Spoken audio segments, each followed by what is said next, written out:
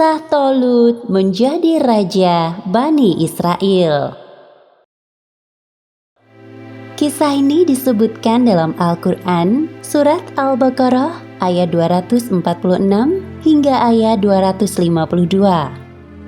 Diceritakan bahwa Bani Israel meminta kepada Nabi Samuel untuk mengangkat seorang pemimpin. Kemudian muncullah nama Tolut. Namun mereka menolak Tolut sampai datang bukti yang nyata dari Allah Subhanahu wa Ta'ala. Setelah Nabi Musa alaihi salam wafat, Bani Israel tercerai-berai. Kehidupan mereka tertindas oleh raja yang kejam bernama Jalut. Bani Israel dijajah oleh Jalut di negeri mereka sendiri.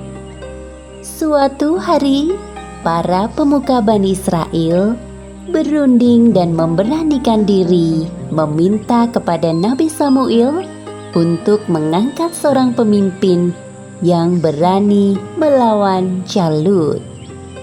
Wahai Nabi, mohonkanlah kepada Allah agar mengangkat seorang pemimpin. Baiklah, namun jika pemimpin kalian mewajibkan berperang, apakah kalian akan berperang? Mengapa tidak? Kami sangat menderita tertindas oleh kekejaman Jalut. Kami ingin mengalahkannya. Allah SWT telah mengangkat seseorang menjadi pemimpin kalian. Siapakah orang itu, wahai Nabi? Dia adalah Tolut. Sebagaimana disebutkan dalam Al-Quran, surat Al-Baqarah ayat 247. Sesungguhnya Allah telah mengangkat Tolut menjadi rajamu. Wahai Nabi, bagaimana mungkin Tolut memimpin kami, sedangkan dia hanyalah seorang laki-laki miskin yang tidak pantas menjadi seorang pemimpin? Allah telah memberikan kelebihan ilmu dan fisik yang kuat dalam diri Tolut. Itu lebih penting daripada sekedar kekayaan, wahai kaumku. Kami tetap tidak setuju, wahai Nabi. Berikan kami alasan yang masuk akal agar dapat menerima Tolut menjadi pemimpin. Para pemuka Bani Israel sangat keras kepala dan tetap pada pendirian mereka. Tanda Tolut menjadi pemimpin adalah datangnya tabut yang di dalamnya terdapat ketentraman dari Allah dan sisa peninggalan dari keluarga Musa dan Harun. Tak lama kemudian, turunlah malaikat pembawa tabut dan menjatuhkannya tepat di hadapan para pemuka Bani Israel.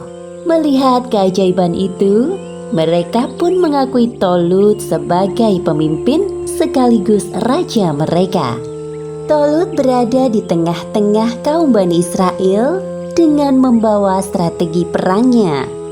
Tolut memilih 70.000 orang sebagai prajuritnya. Di antara mereka terdapat seorang pemuda bernama Daud. Keesokan harinya, Tolut beserta prajuritnya berangkat. Udara gurun yang kering dan panas membuat mereka kehausan. Wahai Tolut, kami mulai kehausan. Bekal yang dibawa juga telah habis. Bersabarlah sebentar. Tidak lama lagi kita akan menemukan sungai.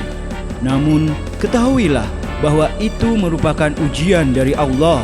Apa maksudmu dengan ujian, wahai Tolut?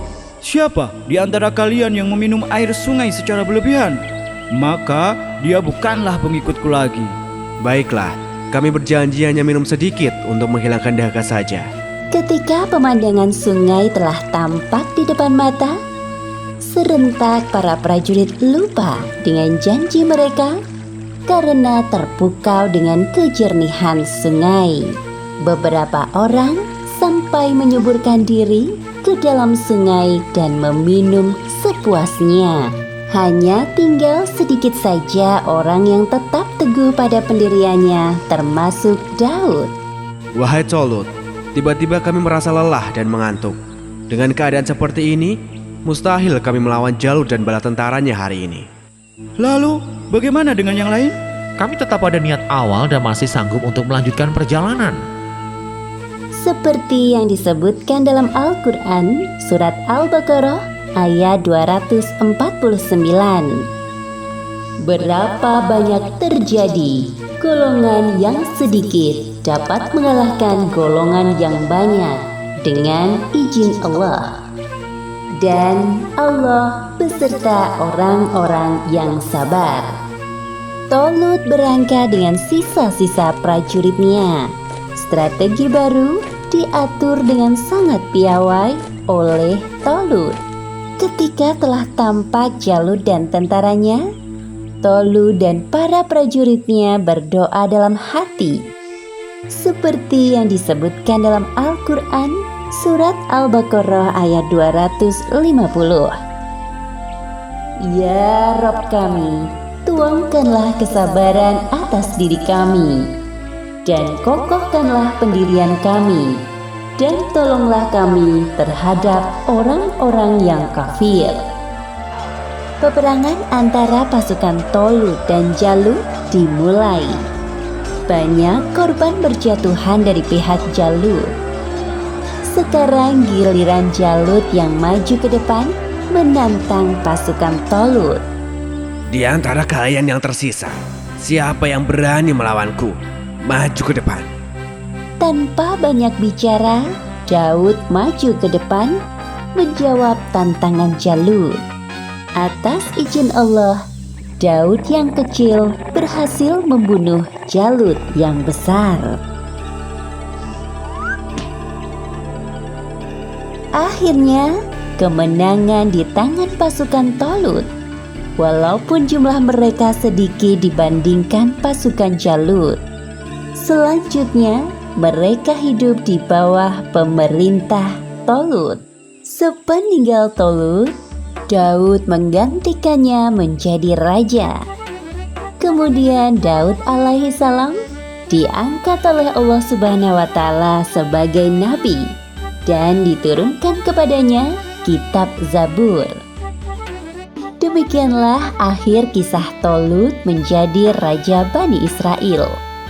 Beberapa hikmah yang dapat kita ambil dari kisah ini.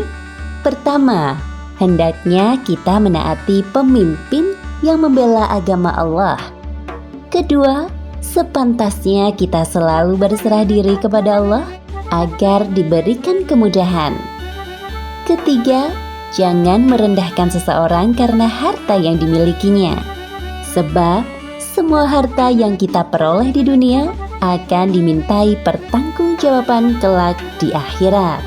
Wallahu a'lam bishawab.